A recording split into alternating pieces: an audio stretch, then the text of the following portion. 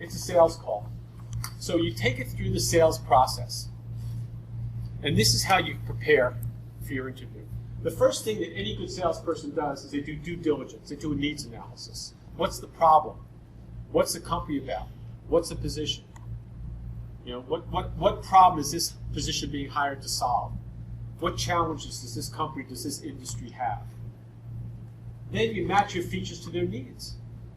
Okay, this person, they're worried about the IRS. They're worried about figuring out what to do about store brands. They're worried about increasing their sales. Then you think about, here's what I have. Here's what comes out of my background. Here's my knowledge, my experience that meets those needs. That's how I can solve it. Then you want to think about what value adds you have. What else do you bring to the table that differentiates you? You know, even as I talk to these people coming out of Tyco, and other, and I usually, a lot of the people I work with come out of some major corporations, so their value adds oftentimes has to do with working at a very complex and very sophisticated company, right? So if even I'm going for a machinist job, I would say to people, you know, you work for Tyco. You've been through all these safety trainings. You've been all through these working with this machinery. That's the value you bring over someone else who's just been a machinist for mom and pop operation. What else do you bring to the table? I'll give you a good example. I worked with a gentleman who was going for a position as running a manufacturing facility, running a factory.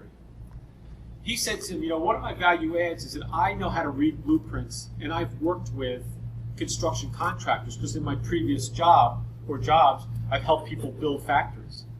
I said, wow, we're not building anything today, but we can see in 12 to 18 months we're going to either expand our factory or build a new one. You would be a good person to have.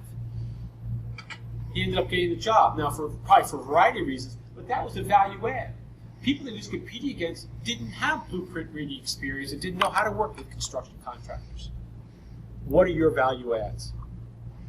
Now again, you may not know what they are, but in conversation with another person or with a coach, they'll help you to tease out and understand what your value adds are.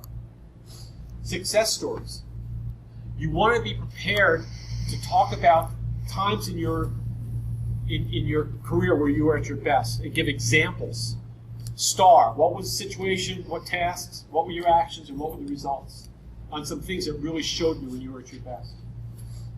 Your implementation plan. What's your goals for the first 30 and 60 days when we hire you? Right? What are you going to do? What do you want to accomplish? What's realistic? How are you going to do it? Of course, we talked about stating your benefits. And then final questions and any objections they might have. You want to have questions. So if you think about these things, that this is a basic sales process. Whether I'm selling you a computer service, a car, if I'm selling you a refrigerator, or if I'm selling myself in an interview, this is the process that you go through.